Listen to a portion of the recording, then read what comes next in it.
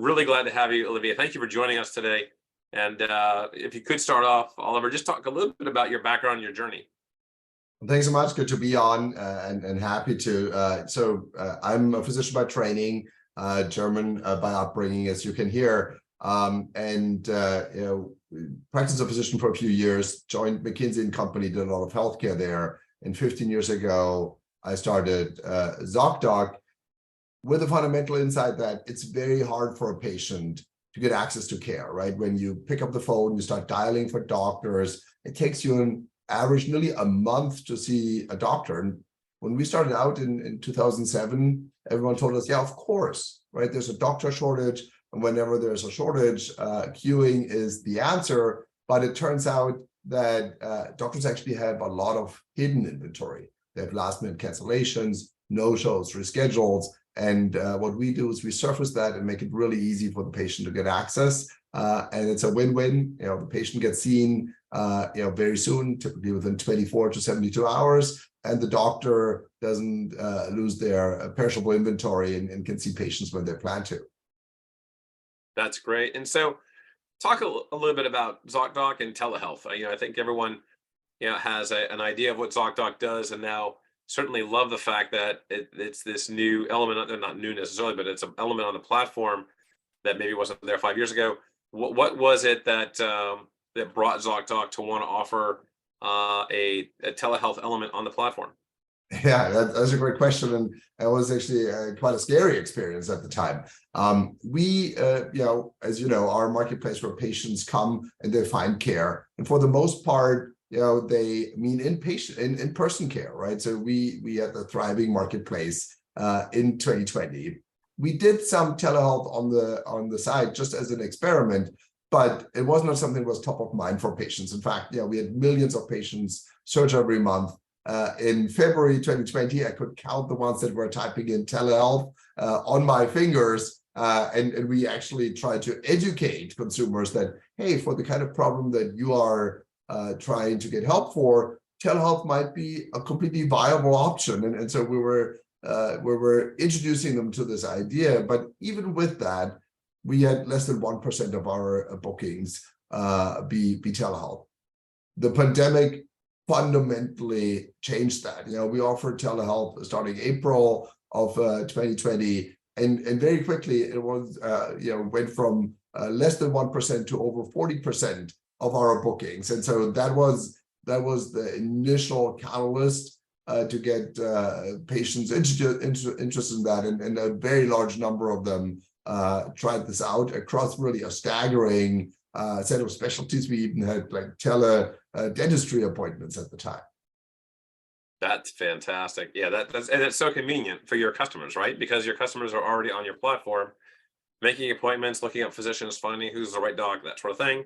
And now they have an ability to instantaneously start the visit, or at least set up a visit, even if they don't want to go to the doctor itself. We just saw the data yesterday. ATA released, first quarter data on telehealth visits, and I think a surprise to a lot of people, way up, and no one really expected that. Everyone was seeing a downward kind of the tree swinging back to more normal last year, and now it's pretty clear that this kind of virtual first healthcare is not going away. It's actually starting to get some more steam. What are you guys seeing at ZocDoc? Yeah, so I think it's a more differentiated picture, right? I think when you first get to know a doctor, you start sort of an episode of care.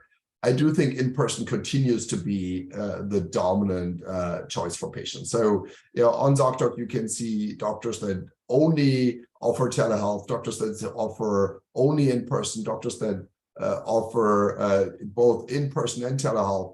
And those are presented side by side, without any discrimination. So it's an easy way to tease out the preference of the patient. And I would say there it's very clear, to begin that engagement with the patient, the in-person option clearly wins out. We see actually twice the win rate in terms of who a patient chooses from doctors that are in person but offer telehealth as a downstream option, but versus someone who only offers telehealth to begin with. So patients clearly have that intuition that they want to be able to see a doctor, and the doctor will eventually have to look in their mouth and listen to their heart and poke their abdomen. But they value telehealth as an option, and so I think from our data that hasn't changed. There are clearly implications from, well, does every follow-up have to be in person, right? Do results have to be given in person? Things like that. I believe, though, that we see some shift from what used to be done over the phone that is now happening through a telehealth consultation. And so I would continue to have just tempered optimism on the long-term adoption of telehealth versus sort of the continued dominance of the in-person encounter. That's true. Yeah, I think we're seeing the same data. That's amazing. And so one of the things that we see at the lab when we're doing different studies across different therapeutic areas is vastly different adoption in digital technologies. Just last night at the School of Public Health and the medical campus, Cole Manship, who's one of the leaders for Memorial Sloan Kettering in digital healthcare, he did his master's in public health at Columbia, class of 2012, talked about that, talked about how cancer care is still catching up with some other specialties, some other major diagnostic categories for digital health and digital health usage. How are you seeing that at ZocDoc? Are you seeing certain specialties adopt telehealth more rapidly than others? What's your experience been there? Yeah, I mean, that's absolutely true. In fact, it's sort of a tale of two cities. Mental health is one bucket where we continue to see very strong telehealth adoption. And in fact, telehealth is kind of crowding out all in-person care, and it is by far the preferred way to engage. And we see 95% plus of all mental health visits happening through telehealth. Then there's like a bucket of specialties where telehealth at least plays a role some of the time, like primary care, dentistry, things where we have like long-standing patient-doctor relationships where they sort of do a check-in through telehealth. And then the ones where telehealth is really very much subordinate in a rare occasion. Think dentistry and other like very, very physical specialties. So it follows a little bit the pattern that you would expect.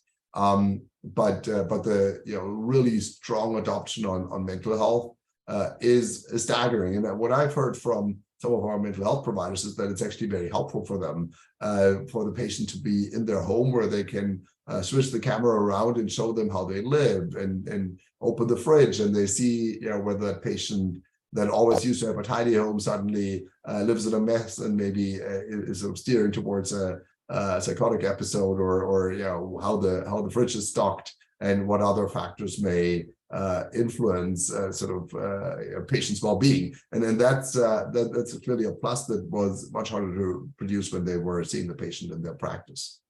It's fantastic. What a great story. So really improving not just the platform, but also the patient engagement and the ongoing relationship between ZocDoc and the customer base. And that's a big theme for today in terms of revisiting the basics of digital health. It looks like one of the basics is that the more engagement, the better. And not a lot of platforms are getting good patient engagement today. It looks like yours is one of the few success stories that we can point to and say it's actually working well with ZocDoc and how they're being able to reach their customers. Any advice? You're seeing a lot of digital therapeutics. You're seeing some other digital health companies not doing so well. We won't name names. You guys are doing well.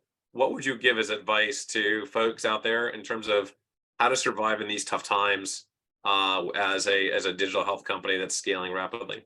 Yeah, I think I don't know if I'm in the position to give advice. It's always better to be lucky than good, is I guess my number one advice. But then the other bit is that I think as a class of entrepreneurs, right? Like we tend to overestimate the speed at which change happens, right? And then from time to time, we sort of extrapolate too much too soon, and we believe that self-driving cars are going to revolutionize everything. We think that mental health is going to exterminate, that artificial intelligence is going to exterminate doctors. And we think that all of these things will happen sort of in the near term. And when you build a business around things that sort of require a lot of changes, very quickly, particularly from business customers, I think that's a difficult proposition. We've always been focused on having a very measurable ROI for our customers. Every doctor knows precisely